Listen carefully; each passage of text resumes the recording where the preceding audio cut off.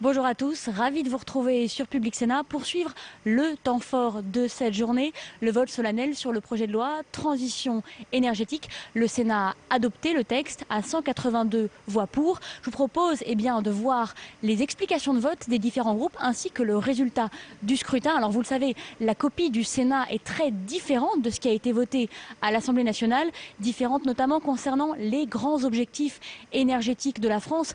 Par exemple sur le nucléaire, l'Assemblée nationale, comme le gouvernement, veut ramener la part du nucléaire à 50% dans le mix énergétique d'ici 2025.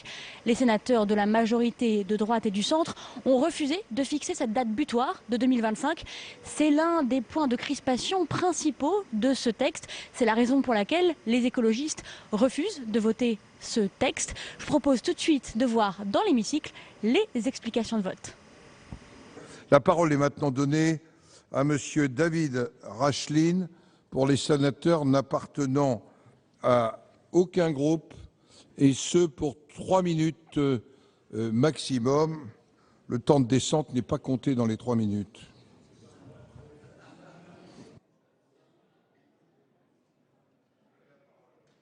Merci Monsieur le Président, Madame le Ministre, Monsieur le rapporteur, mes chers collègues.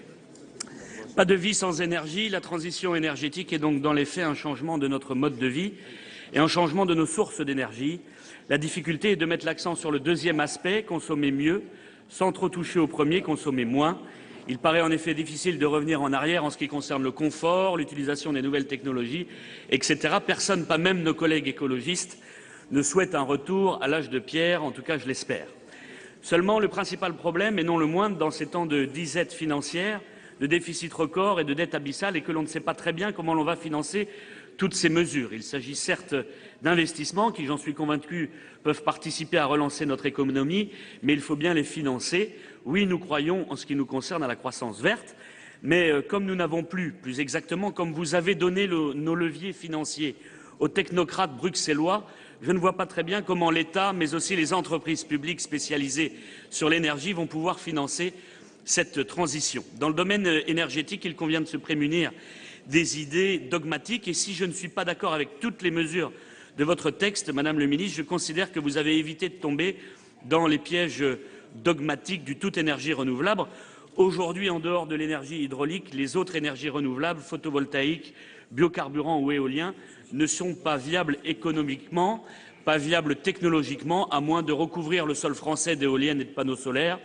Mais je doute que dans ce cas, la France reste la première destination touristique au monde. Oui, il faut encourager la diversification énergétique, mais ce n'est pas, à mon sens, à coup de pourcentage asséné dans une loi que nous y arriverons, mais en abordant ces questions sous le triptyque écologique, puis technologique et enfin économique. Dans le domaine de la politique énergétique, nous croyons à la politique des petits pas plutôt que mesures révolutionnaires. On a pu le voir en Allemagne, la fin brutale du nucléaire, choix dogmatique, n'en déplaise à mes collègues écologistes, a fait bondir la production de gaz à effet de serre. Aujourd'hui, le nucléaire est sans doute la source d'énergie la moins polluante en termes d'émissions de gaz à effet de serre. La question des déchets reste préoccupante, certes, mais je ne vois pas très bien comment favoriser les voitures électriques si on se prive de la moins chère et la moins polluante source d'électricité. Les politiques des petits pas permettent de préserver certaines filières, surtout des filières d'excellence. Je pense ici encore une fois à la filière nucléaire. Cela permet également de ne pas se lancer à corps perdu dans des filières peut-être séduisantes mais peu rentables. Enfin, pour conclure, je tiens à rappeler fermement que nous souhaitons que, comme pour la politique économique, nous ayons un véritable État stratège et pas un État qui brade la responsabilité de nos approvisionnements et de notre production d'énergie à des entreprises privées, parfois aux capitaux étrangers. À ce titre, je m'interroge encore sur les risques de privatisation de nos outils de production hydroélectrique contenus dans ce projet de loi. Ce projet de loi propose de nombreuses mesures qui vont dans le bon sens, mais je vous le prédis, la transition énergétique restera un vœu pieux et non une réalité si vous ne changez pas de modèle économique, modèle mondialiste aujourd'hui et libre-échangiste. Bref, il faut prendre conscience de l'urgence à mettre en place le produire et consommer local. C'est l'absence de remise en cause de ce modèle, du modèle mondialiste, dans ce texte qui ne nous permettra pas de le voter. C'est pourquoi nous nous abstiendrons. Merci. Merci. La parole est maintenant à notre collègue Madame Chantal Jouanneau pour 7 minutes pour le groupe UDI, Union centriste.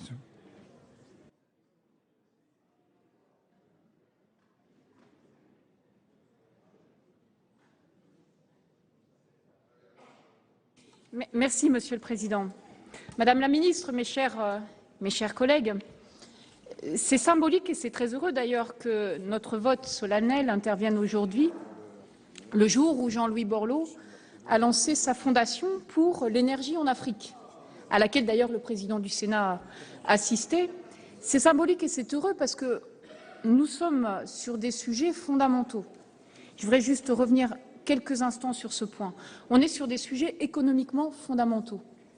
C'est l'avenir même de la croissance économique qui est en jeu. Et quand on regarde les perspectives de la réduction, de la régression, de la productivité, par exemple alimentaire, avec le réchauffement climatique, tout particulièrement en Afrique, on voit bien là qu'il ne peut pas y avoir de développement en Europe si notre grand voisin africain, dont la population va doubler, n'a pas accès à l'énergie.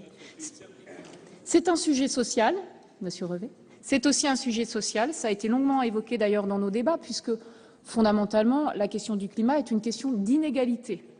Et on peut s'interroger d'ailleurs si l'apathie des instances internationales n'est pas liée finalement à une certaine forme de cynisme. C'est un sujet de sécurité. Il y a une étude très intéressante qui vient de paraître qui montre que 1 degré de réchauffement climatique contribue à accroître jusqu'à 7% le risque de conflits internationaux. Et c'est un sujet aussi pour nous, et vous savez que ça me tient à cœur, qui concerne notre vision future de l'accès aux ressources stratégiques. Donc la question de la transition énergétique ou du Grenelle 3, peu importe, appelons-la comme on veut, peu importe pourvu que ça nous rassemble, cette question est un sujet fondamental. Et sur ce point, l'exemple de l'Afrique est extrêmement symbolique. Alors, naturellement, Madame la Ministre, je l'ai dit, je le répète, j'ai des regrets sur ce texte. J'ai des regrets puisqu'il y avait des sujets que j'aurais aimé voir creusés qui n'ont pas été creusés. La question, pour moi, n'est pas celle des polémiques, du débat sur la date ou pas de la réduction de la part du nucléaire dans le mix énergétique. Cette réduction de la part du nucléaire, au sein de notre groupe, nous l'avons souhaité, nous l'avons porté, nous avons déposé une résolution sur ce sujet. Il y a un désaccord sur la date, nous étions sur 2040, vous aviez proposé 2025, finalement il n'y a plus de date. Mais très honnêtement, ce débat-là n'est pas fondamentalement un débat écologique. Si on s'intéresse à la question écologique, on pourra tout à fait conclure que la question que le nucléaire est finalement un très bon élève. C'est une question de sécurité, de quel risque nous assumons ou pas sur notre territoire. Et je ne pense pas qu'il faille faire un arbitrage entre le développement du nucléaire ou sa réduction et les énergies renouvelables. Non, pour moi, le débat est d'abord un débat économique. S'il n'y a pas de modification des signaux économiques, et tout particulièrement de la fiscalité, nous aurons quelques améliorations, mais nous n'aurons pas ce que la plupart appellent de leur vœu, à savoir une profonde transition écologique. Aujourd'hui, la France est en tête de classement sur les prélèvements pesant sur le travail et la production en Europe et avant-dernière en termes de fiscalité écologique. Je souhaiterais juste qu'on inverse notre classement. Je souhaiterais juste qu'on arrive à basculer une partie de la fiscalité effectivement sur la pollution. Et là qu'on donne un véritable signe économique pour dire il vaut mieux créer de l'emploi que polluer, tout simplement. Malheureusement, ce débat n'a pas eu lieu. On nous a dit pendant la loi de finances, il aura lieu pendant la loi de transition énergétique, et pendant la loi de transition énergétique, on nous dit il aura lieu pendant la loi de finances. Ça fait quelques années d'ailleurs qu'on nous dit, vous n'êtes pas la première. Mais tant que nous n'aurons pas cette profonde modification de la fiscalité, nous aurons du mal à évoluer fondamentalement sur la question de l'écologie. Deuxième débat que j'aurais aimé voir un peu plus creusé, mais bon, il y a eu certaines réticences au sein de l'hémicycle, dans son ensemble d'ailleurs. La question de la liberté des collectivités, de leur libre droit à expérimenter, à tester, de leur libre droit à ne pas être sous le carcan des lois, des règlements, des décrets, des arrêtés, et à pouvoir expérimenter des mesures. Ensuite, les élus assument leurs responsabilités. Si une mesure pour mener la transition énergétique ne plaît pas à leurs électeurs, ils ne sont pas reconduits. Malheureusement, je sais que ce débat est constitutionnellement difficile, je le sais bien, ce n'est pas une raison pour le refermer. Il faudrait vraiment qu'on avance sur ce sujet, parce que les collectivités sont beaucoup plus créatives que n'importe quelle administration, quelle que soit d'ailleurs la qualité des membres de cette administration, mais les collectivités ont beaucoup plus de marge de manœuvre pour mener à bien cette transition. Et pour autant, Madame la Ministre, nous voterons cette loi. Évidemment que nous allons la voter. Évidemment. Elle a été modifiée par le Sénat, elle a été améliorée. Il y a quelques dispositions, moi, qui me déplaisent, les fameux 1000 mètres sur les éoliennes. Mais ça, on aura le temps de les corriger. Mais fondamentalement, il y a eu de grandes améliorations sur ce texte au sein du Sénat. Il y a eu des améliorations sur la question de la précarité énergétique. Nous avons très nettement renforcé les dispositions sur la rénovation des bâtiments au sein du Sénat. Nous avons amélioré le calendrier. Il y a eu des dispositions sur les énergies renouvelables, notamment sur un meilleur partage de l'IFER, sur une meilleure concertation, n'est-ce pas, Monsieur Moret? Il y a eu beaucoup de dispositions dans le domaine des transports, beaucoup de dispositions pour la multimodalité, pour le développement des circulations douces. Et c'est vrai que, très honnêtement, je regarde avec beaucoup de regret le traitement médiatique qui peut être fait du travail du Sénat. Il y a un énorme travail qui a été réalisé au Sénat. Nous avons examiné plus de 1000 amendements, en tout cas pour ceux qui étaient en séance. 1000 amendements. Il y a eu un énorme travail fait par nos rapporteurs et par nos présidents de commission. Et il y a eu un travail transpartisan. On a eu une écoute, je reconnais, Madame la Ministre, et vous savez que je suis parfois avare de compliments, il y a eu une très bonne écoute du gouvernement, de l'administration, il y a eu un travail transpartisan qui s'est réalisé au sein du Sénat. Et je ne voudrais pas que l'on résume le travail du Sénat à une polémique très politique sur une date 2025 ou pas 2025. Ce n'est pas le sujet, ce n'est pas l'ambition ni de la transition énergétique, ni de ce que certains appelleraient le Grenelle 3. Donc nous voterons cette loi, même si nous espérons très fortement qu'il y aura un avenir à la question de la fiscalité écologique et à la libre expérimentation des collectivités territoriales. Je vous remercie. Merci, ma chère collègue. La parole est maintenant au président Jean-Claude Lenoir pour le groupe UMP. Vous avez la parole. Bien, Monsieur le Président, Madame la Ministre, mes chers collègues, rebondissons sur le propos qui a été exprimé ici à la tribune. Je soulignerai la qualité des travaux que nous avons menés pendant 15 jours ici dans cet hémicycle, avec une assiduité constante, avec une participation éclairée de la plupart des intervenants. Nous avons, je crois, fait un bon travail, un travail sérieux. Ce n'est pas moi qui le dis, c'est une voix autorisée qui vient de l'Assemblée nationale, qui a porté un jugement tout à fait lucide sur tout le travail que nous avons mené. Et je dirais que nous l'avons mené jusqu'au bout. Ce qui fait que nous proposons à la commission mixte paritaire, si elle est convoquée, un texte réfléchi, abouti, sérieux, sur lequel nous allons pouvoir travailler, sur lequel nous allons pouvoir également échanger avec nos collègues députés. Quelques remarques après avoir dit que le groupe UMP, que je représente ici à la tribune, va voter ce texte. Personne n'en sera surpris. Une première remarque, Madame la Ministre, c'est que ce texte sur la transition énergétique se situe dans le prolongement de textes qui ont été votés par le Parlement depuis 10 ans. Je rappelle la loi du 13 juillet 2005, dite loi POP, loi d'orientation de la politique de l'énergie. Je rappelle la loi du 3 août 2009, qui est le Grenelle de l'environnement, sur lequel le Parlement, d'une façon assez large, s'est prononcé.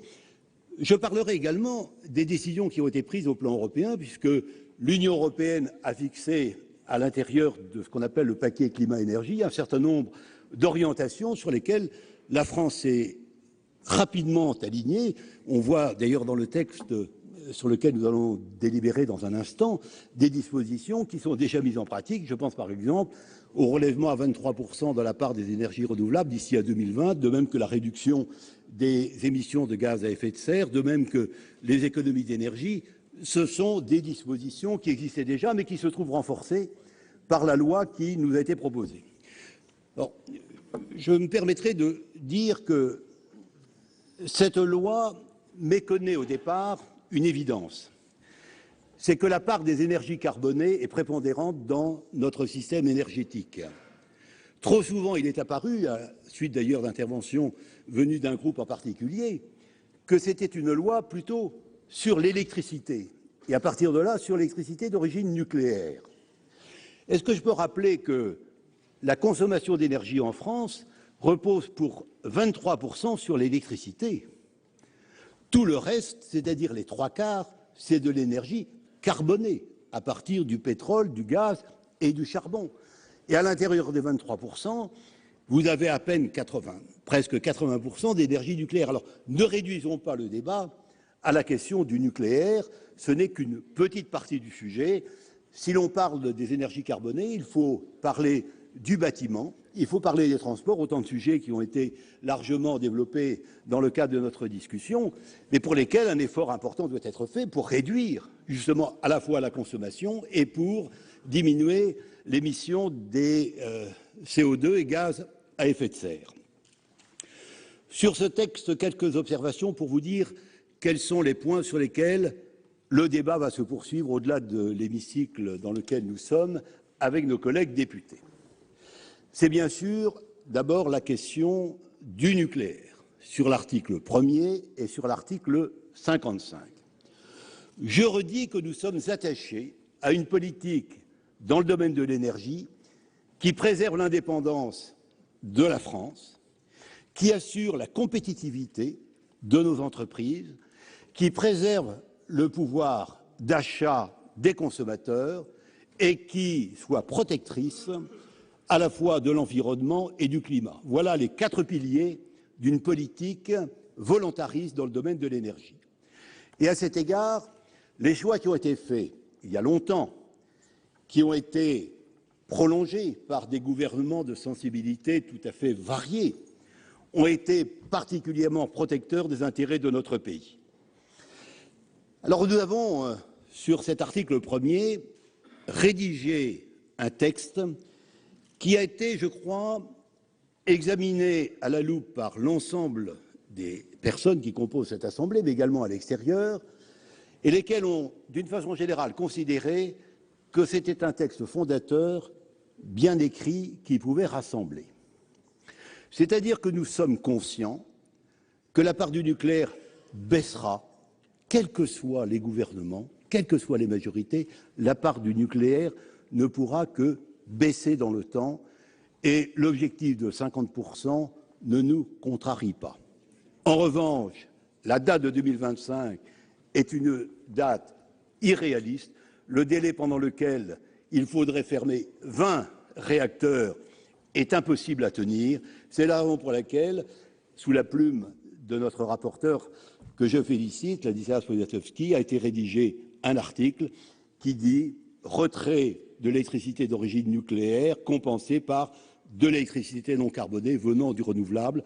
Et donc, le moment venu, eh bien, nous arriverons à 50%.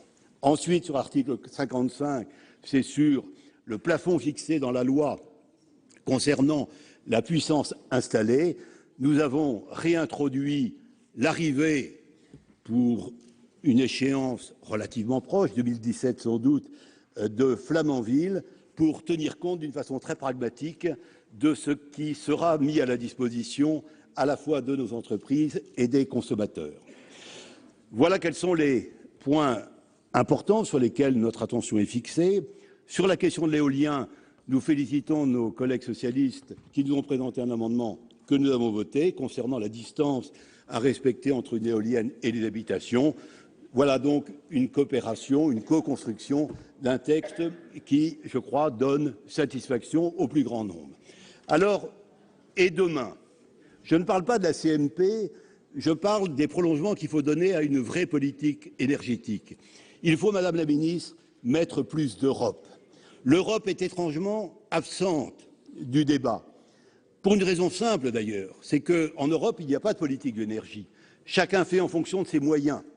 En revanche, les pays de l'Union européenne peuvent se rassembler dans 2 directions pour favoriser les interconnexions et, deuxièmement, pour soutenir la recherche, notamment en faveur du stockage de l'énergie et notamment de l'énergie électrique.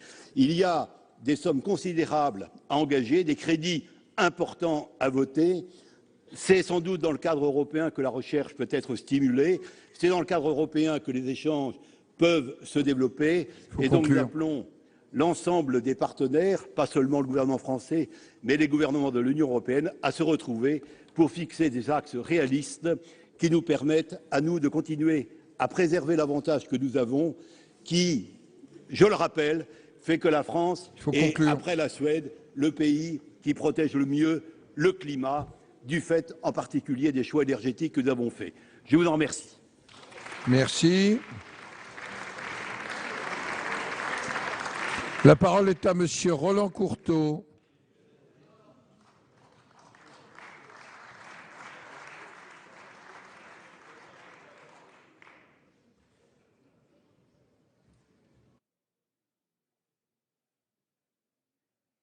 Mon cher collègue. Merci, Monsieur le Président, Monsieur les rapporteurs, Madame la Ministre, mes chers collègues. Lors de la discussion générale, j'avais conclu en indiquant « le futur n'attend pas, alors inventons-le dès maintenant ». Et c'est bien l'objectif de ce projet de loi dont je salue l'esprit ambitieux, son audace et sa force. Merci d'avoir osé, Madame la Ministre.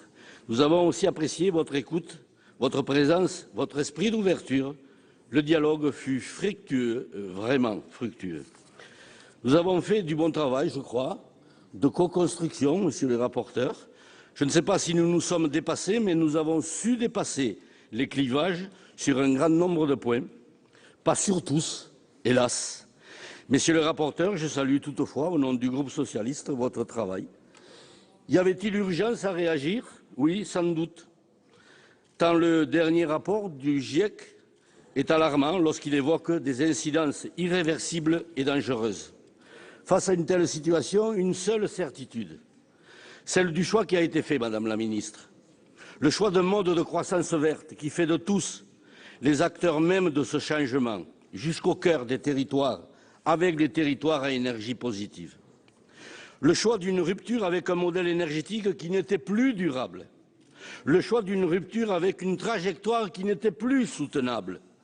Oui, il y avait bien urgence à réagir, car les sirènes de l'urgence climatique sont de plus en plus stridentes.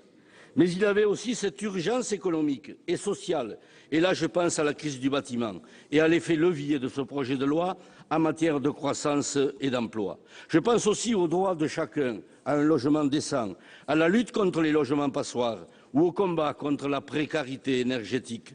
Oui, avec l'allongement de la trêve hivernale et la mise en œuvre du chèque énergie, ce texte ouvre davantage les portes au droit pour tous à l'énergie, au droit pour tous à se chauffer l'hiver.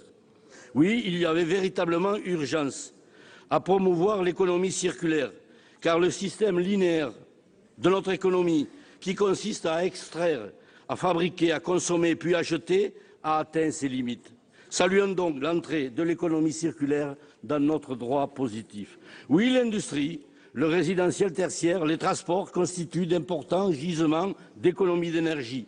Et là aussi, il y avait urgence à réagir, car en ce domaine, nous sortions à peine de la préhistoire. Non, il n'y avait pas de meilleure réponse aux enjeux climatiques, écologiques, sanitaires et sociaux. Pas de meilleure réponse à la nécessaire compétitivité de la France. Pas de meilleure réponse pour impulser cette croissance verte, solide, durable, avec la création d'emplois nombreux et l'amélioration du pouvoir d'achat des ménages.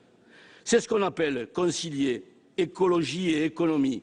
Et ce texte va dans le bon sens. Oui, la France était tenue d'inventer ce nouveau modèle. La France se devait de mettre en mouvement la société sur un sujet majeur aux multiples enjeux. Il fallait un texte qui nous donne rendez-vous avec l'histoire, car la France doit avoir pour ambition de devenir une puissance écologique, un modèle et une référence. Bref, il fallait un texte qui permette aussi d'inventer la sociale écologie, car il ne faut jamais oublier que si les conditions de vie se détériorent par suite d'un environnement dégradé, ce sont les plus faibles, les plus fragiles, les plus précaires et les générations futures qui en subiront les conséquences les plus graves. Sur tous ces points, le texte a été enrichi. Mieux, nous avons su faire sauter quelques points de clivage entre nous, et non des moindres. Je pense à la CSPE, sur laquelle nous avons abouti à un compromis en séance. Vous nous avez rassurés, Madame la Ministre, concernant les concessions hydroélectriques et l'ouverture à la concurrence. Il ne s'agira donc plus d'une ouverture sèche à la concurrence, telle que proposée en 2010 par le gouvernement Fillon. Vous nous avez rassurés sur la possibilité, contre investissement, de prolonger la durée des concessions au-delà de 75 ans et même de 99 ans. Vous nous avez rassurés sur les nouvelles SEM hydroélectriques qui éviteront la concurrence sèche, laquelle aurait abouti à une quasi-privatisation de nos barrages qui sont, ne l'oublions jamais, des biens publics nationaux. Et concernant les énergies renouvelables, nous saluons la mise en œuvre des dispositifs de participation avec les sociétés de production des renouvelables. Nous saluons aussi les mesures positives sur l'effacement et sur les électro-intensifs. Ainsi, à ce stade de mon propos, et jusque-là, le groupe socialiste applaudit et votre texte de loi, Madame la Ministre, et les améliorations apportées par le Sénat. Ce qui me permet d'ailleurs, à ce stade, de citer Bernard Maris, assassiné le 7 janvier à Charlie Hebdo. Il écrivait la réalité de la satisfaction minimale des besoins essentiels de tous, santé, logement, culture est là. Et il appartient à l'humanité de la mettre en œuvre. Il faut renoncer à l'accumulation pour l'accumulation. Mais il faudra du temps, ajoutait-il, avant que la stationnarité et même la décroissance soient intégrées dans les gènes. Et dans ce nouveau monde, ajoutait-il, il y aura des actifs, il y aura des économistes, il y aura des dentistes, il y aura surtout des artistes. Fin de citation. Quoi qu'il en soit, Madame la Ministre, avec ce texte, vous avez ouvert la voie en ce sens. Dommage, et j'en termine par là, que les 2 amendements du gouvernement sur le nucléaire n'aient pas été adoptés. C'est là pour nous un point d'achoppement important. Je le répète, nous ne sommes ni pour le tout nucléaire, ni pour la sortie du nucléaire. Et Didier Guillaume l'a utilement rappelé dans les débats. Nous sommes favorables à cette énergie qui est décarbonée et nous recherchons un équilibre. Autre point de divergence, l'amendement sur les coupures d'eau. Dommage que le Sénat, dans sa majorité, ait oublié la violence que constitue pour une famille une coupure d'eau et l'humiliation que cela représente. Dommage pour ces quelques clivages, vraiment, car nous avons un texte d'avant-garde qui, d'une certaine manière, invente le futur. Cela dit, la mort dans l'âme, nous nous abstiendrons. Merci, mon cher collègue. La parole est à notre collègue Ronan Dantec pour le groupe écologiste.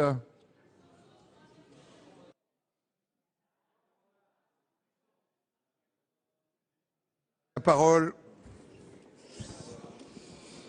Monsieur le Président, Madame la Ministre, Messieurs les rapporteurs et présidents, chers collègues, beaucoup craignaient que le Sénat détricote complètement la loi de transition énergétique et que nous nous retrouvions donc cet après-midi devant un tas de pelotes consciencieusement rembobinées.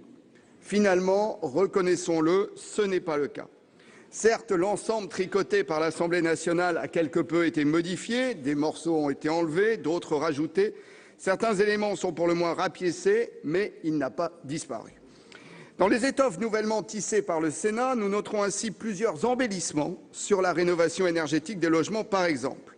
Le fait de ramener de 2030 à 2020 la date pour l'obligation de rénovation du parc de logements privés est une avancée forte, crédibilisant l'objectif de réhabilitation de 500 000 logements par an à l'horizon 2017. Surtout qu'il est complété par l'obligation, sur un amendement écologiste, de rénovation au moment des mutations à partir de 2030. Ce fut une jolie bataille parlementaire. Sur ce point, le Sénat a donc fait œuvre utile pour crédibiliser l'objectif intermédiaire de réduction de 20% de la consommation d'énergie en 2030. Et on ne comprend donc pas très bien pourquoi le Sénat a supprimé cet objectif de l'article 1 de la loi. Ce n'est pas tout à fait logique. Avant justement de revenir sur les incohérences esthétiques du patchwork élaboré, permettez-moi de signaler quelques autres jolies pièces cousues par le Sénat. Le groupe écologiste a notamment apprécié, après bien sûr c'est toujours une question de goût, la création d'une filière REP pour les bateaux de plaisance qui permettra de réduire l'encombrement des ports par les bateaux épaves, ou le droit pour les habitants des petites îles non connectées de choisir leur distributeur d'électricité ce qui devrait accélérer l'autonomie énergétique de ces territoires, future vitrine du développement des énergies renouvelables. Nous remercions ici Madame la Ministre d'avoir soutenu nos propositions. Parmi les plus belles pièces, nous sommes évidemment aussi très fiers d'avoir réussi à accrocher l'obligation de raccordement dans les 18 mois des installations renouvelables, ce qui devrait accélérer leur développement, même s'il ne nous a pas échappé l'accroc, pour ne pas dire le trou de mythe géante, qui a saccagé les possibilités de développement de l'éolien terrestre avec l'interdiction de leur implantation à moins d'1 kilomètre de toute habitation. Cet amendement surprise aura aussi, je ne sais pas si ça a été intégré, aura aussi logiquement pour conséquence de geler toute urbanisation dans un rayon de 1 kilomètre autour des éoliennes déjà installées, de réduire donc à néant les projets d'urbanisme de milliers de communes françaises. C'est évidemment absurde, mais nous abritons dans nos rangs quelques couturiers attirés par le surréalisme. Car malheureusement, faire d'un ensemble de pièces de tissu recoupées et disparates un costume cohérent n'est pas des plus aisés, surtout quand certains manient le ciseau un peu frénétiquement. Nous avons ainsi un groupe spécialisé dans les coupes et les modifications de forme. 50% de nucléaire en 2025, je coupe. 63,2 gigawatts pour la production de nucléaire, je rehausse le col jusqu'à 64,85 gigawatts. On ne sait jamais, des fois, qu'il fasse un peu froid l'hiver prochain. Le refus complet par le Sénat des nouvelles tendances du renouvelable pour un repli entêté vers les modes anciennes dites du tout nucléaire, pourtant passé de monde partout ailleurs dans le monde, aura ainsi été une constance du débat dans notre hémicycle. Malgré la faillite d'Areva, fleuron du toujours prêt à porter le tout nucléaire français, avec quand même 5 milliards de passifs, je ne sais pas si vous avez bien intégré le niveau de la somme, le Sénat n'aura pas soutenu la nécessité de développer rapidement de nouvelles offres industrielles à l'immense demande mondiale de développement des énergies renouvelables. Mais je veux rendre hommage, Madame la Ministre, à votre éloquence dans votre défense de l'article 1 sur le potentiel de création d'emplois pour l'industrie française dans ces filières d'avenir des énergies renouvelables. Au final, nous voici donc avec une confection assez étrange à partir du costume plutôt saillant que nous avez livré l'Assemblée nationale, sur lequel vous aviez, Madame la Ministre, beaucoup travaillé en intégrant les propositions des groupes de travail du débat national sur la transition énergétique, notamment, ça a été dit par Chantal Jouarneau, sur le rôle renforcé des collectivités territoriales qui mèneront réellement sur le terrain cette transition énergétique. Des ajustements nécessaires par rapport au premier patron étaient effectivement à faire. Et je veux aussi rendre hommage aux rapporteurs du Sénat qui ont souvent proposé des retouches pertinentes.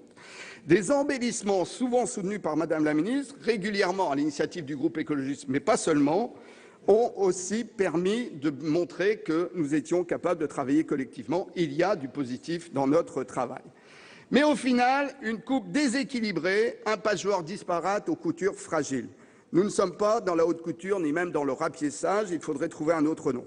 Mais à propos de nom, N-O-N, c'est au final, pour le groupe écologiste, un refus résolu de cette proposition déstructurée. Nous voterons donc contre. Le costume qui sort du Sénat ne peut pas tenir bien longtemps. Certains le pensent même certainement suffisamment fragilisé pour qu'il se délite rapidement, car le projet reste bien de rester à l'ancien costume du modèle énergétique français, dont certains ici ont encore la nostalgie, malgré ses usures et le coût faramineux de son entretien. Nous préférons donc retravailler avec la proposition initiale de l'Assemblée nationale, conforme au croquis du président de la République. C'est la base pour créer un costume solide pour l'avenir, moderne et innovant, capable d'affronter toutes les variations météorologiques. Je vous remercie. Merci. La parole est maintenant à notre collègue Jean-Pierre Bossino pour le groupe communiste républicain et citoyen. Vous avez la parole, mon cher collègue. Monsieur le Président, Madame la Ministre, chers collègues, messieurs les rapporteurs, nous voudrions dans un premier temps saluer la qualité des débats qui ont animé cet hémicycle pendant près de 15 jours. Nous ne pouvons pas nier qu'il y a eu de réelles avancées par rapport au texte initial. Nous nous félicitons aussi évidemment de l'adoption de 3 de nos amendements sur des aspects importants du texte. S'agissant des avancées, il en est ainsi des objectifs de réduction de l'énergie d'origine nucléaire.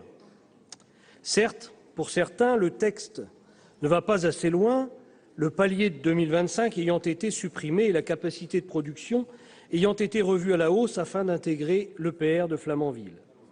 Mais si pour les sénateurs du groupe communiste, il était important d'inscrire dans la loi un objectif de réduction de la part du nucléaire qui nous engage dans la transition énergétique, il fallait un objectif réaliste et atteignable, cela a été dit.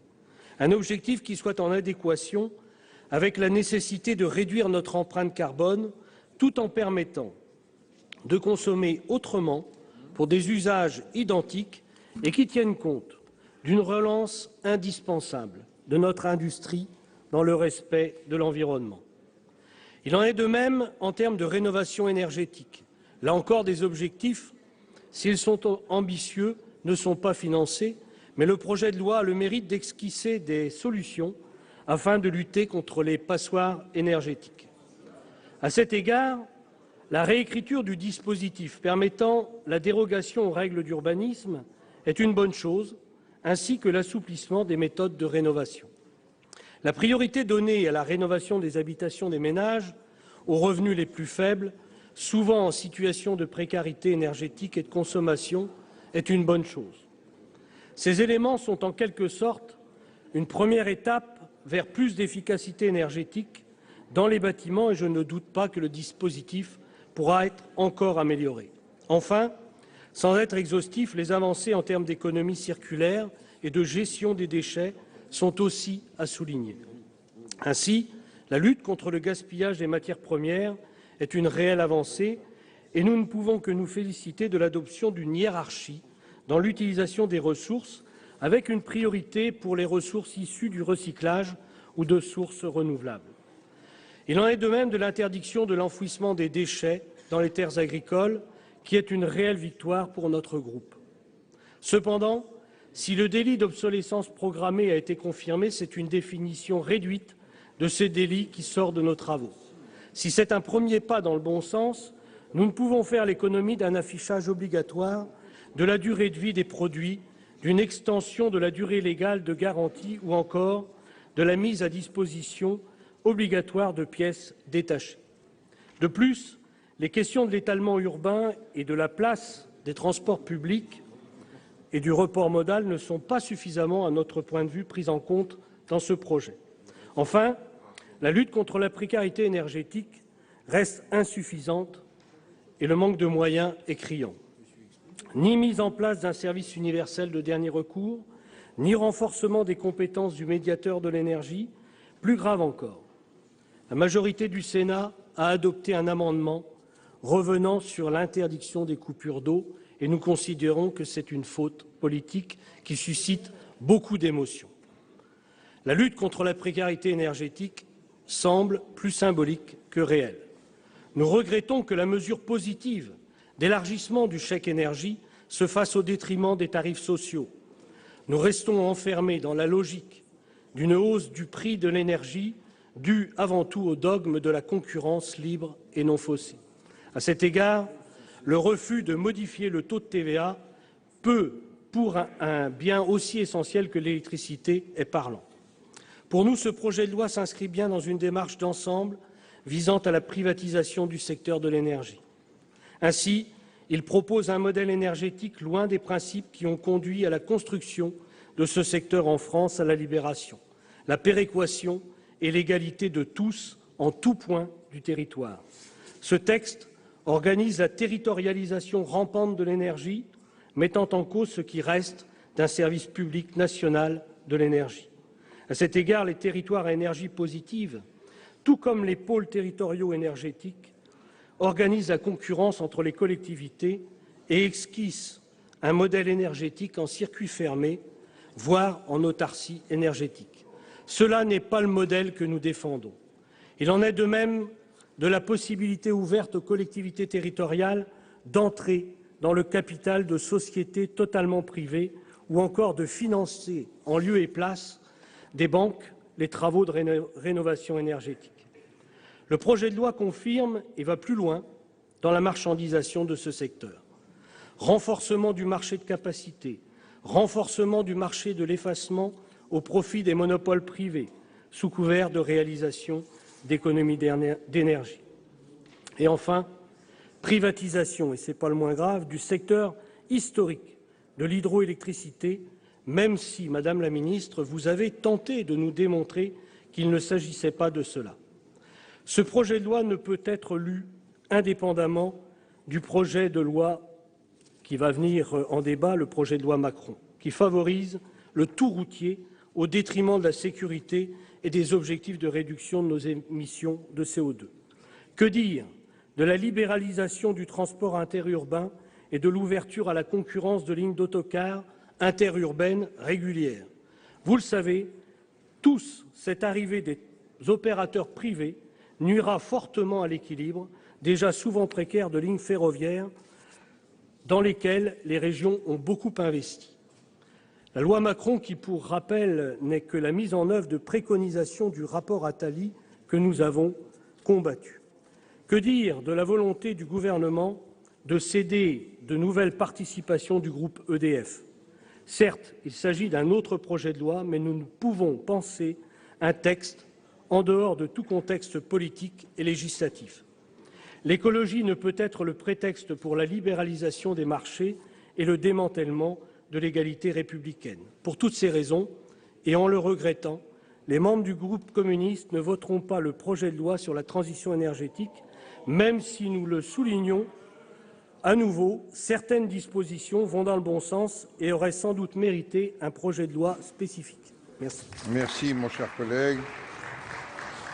La parole est maintenant au président Jacques Mézard pour le groupe du Rassemblement démocratique et social européen.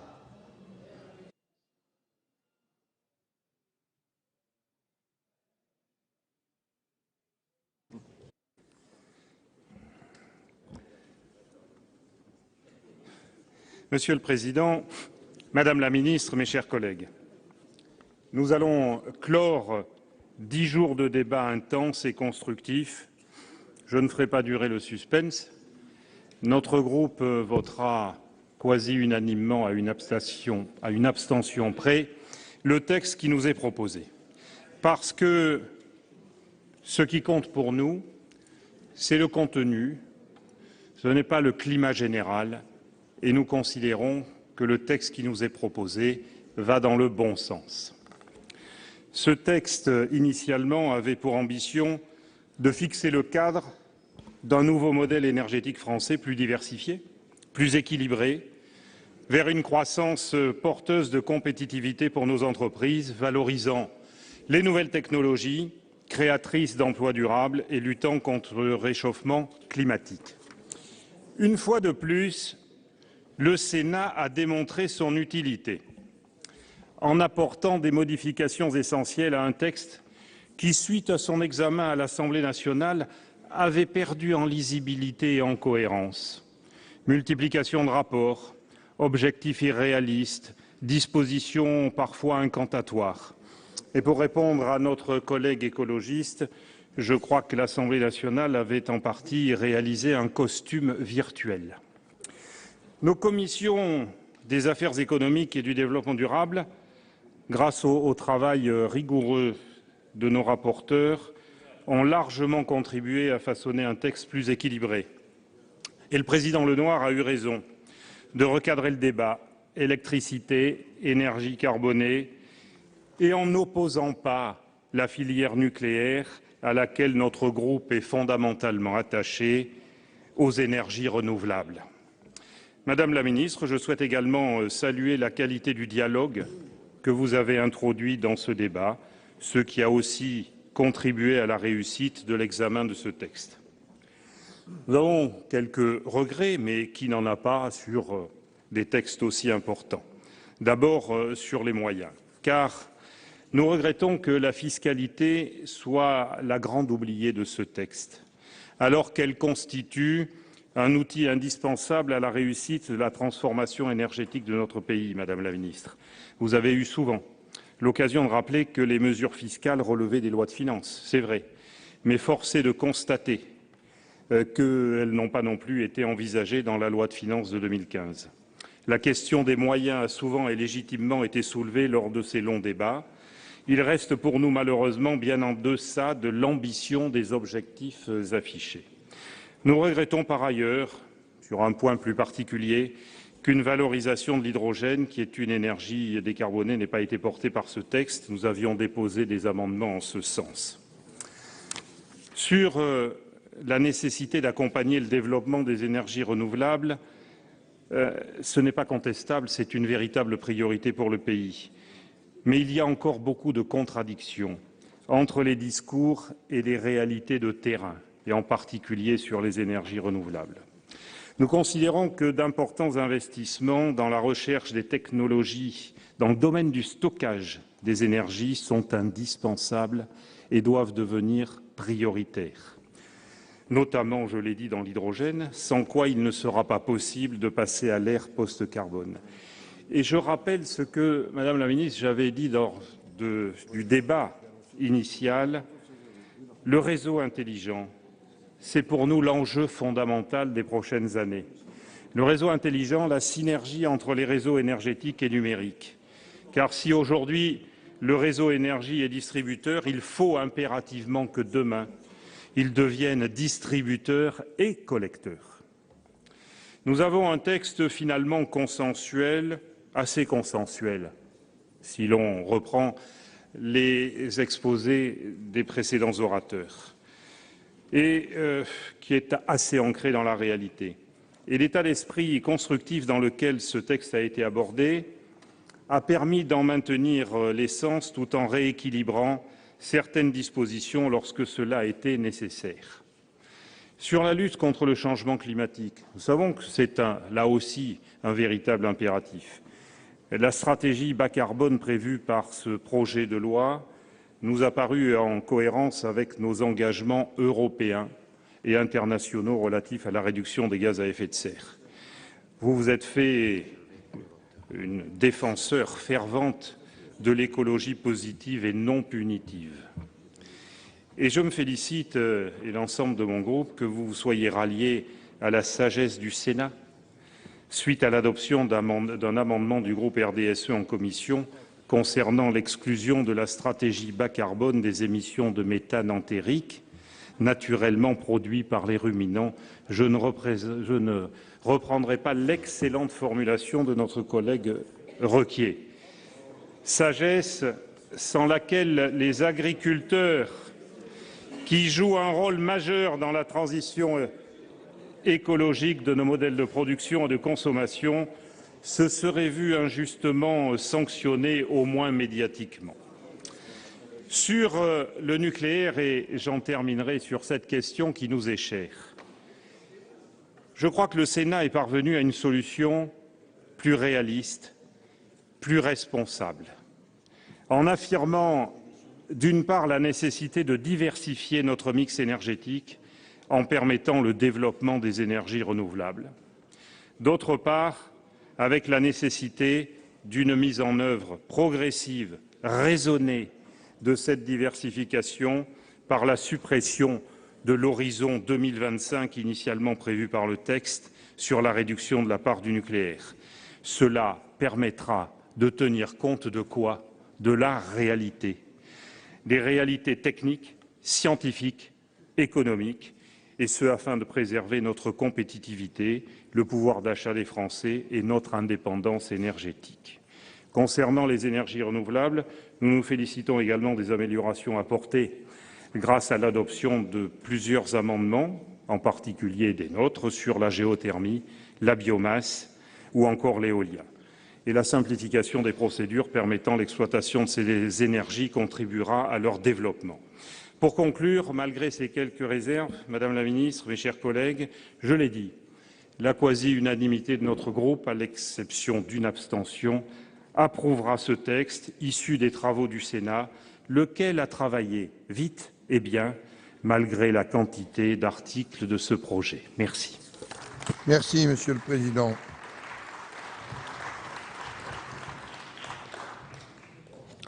Madame la Ministre, mes chers collègues, il va donc être procédé dans les conditions prévues par l'article 56 de notre règlement au scrutin public sur l'ensemble du projet de loi relatif à la transition énergétique pour la croissance verte. Scrutin ouvert dans quelques instants. Il aura lieu en salle des conférences, en conformité aux dispositions du chapitre 15 bis de notre instruction générale du bureau Une seule délégation de vote est admise par sénateur. Je déclare le scrutin ouvert pour une demi-heure et je suspends la séance jusqu'à environ 16 heures, heure à laquelle je proclamerai le résultat. La séance est reprise, entourée des 3 secrétaires, Jacques Pierre, Colette Mélot et Bruno Gilles. Je proclame, en les remerciant, les résultats du scrutin numéro 106 sur l'ensemble du projet de loi relatif à la transition énergétique pour la croissance verte. Compte tenu de l'ensemble des délégations de vote, nous avons eu 343 votants, 216 suffrages exprimés, pour l'adoption 182, contre 34. Donc le Sénat a adopté le projet de loi relatif à la transition énergétique pour la croissance verte. Voilà, mes chers collègues, le résultat de ce scrutin.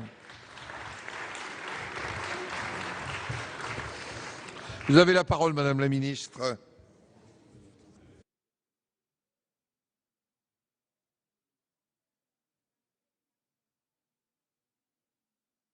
Merci, Monsieur le Président, Mesdames et Messieurs les sénateurs, merci pour ce vote magnifique qui engrange des avancées décisives, définitivement acquises. Merci pour vos explications de vote aussi venant de tous les groupes qui, toutes, ont souligné la portée historique d'une réforme qui, dépassant les clivages politiques, vise à engager la France dans un nouveau modèle énergétique de façon irréversible en donnant à tous les secteurs concernés, industrie, bâtiments, services, le cadre stable pour investir et pour créer des emplois dans tous les domaines de la croissance verte. En prenant nos responsabilités pour lutter contre le dérèglement climatique et pour faire du modèle français celui de l'excellence environnementale exemplaire avant la grande conférence de Paris pour le climat, où les dirigeants du monde entier devront prendre leurs responsabilités pour faire comprendre que nous avons 2 patries, la nôtre et la planète. Cette révolution de la croissance verte qui s'accélère, portée par cette loi enrichie par vos travaux et les actions concrètes et financières qui l'accompagnent, est le fruit, vous le savez, d'un travail minutieux, attentif, déterminé, à l'écoute de multiples instances, allant des conférences environnementales aux débats citoyens, à la contribution des ONG, aux actions concrètes et réussies de nos communes, départements et régions, et je tiens à le dire dans une volonté de rassemblement au Grenelle de l'environnement et des lois qui l'ont précédé, ainsi qu'aux contributions du Conseil de la transition écologique qui rassemble toutes les parties prenantes du dialogue environnemental. Mais surtout, je tiens à saluer l'excellent travail accompli par votre Assemblée et la grande qualité du débat démocratique sur tous les bancs.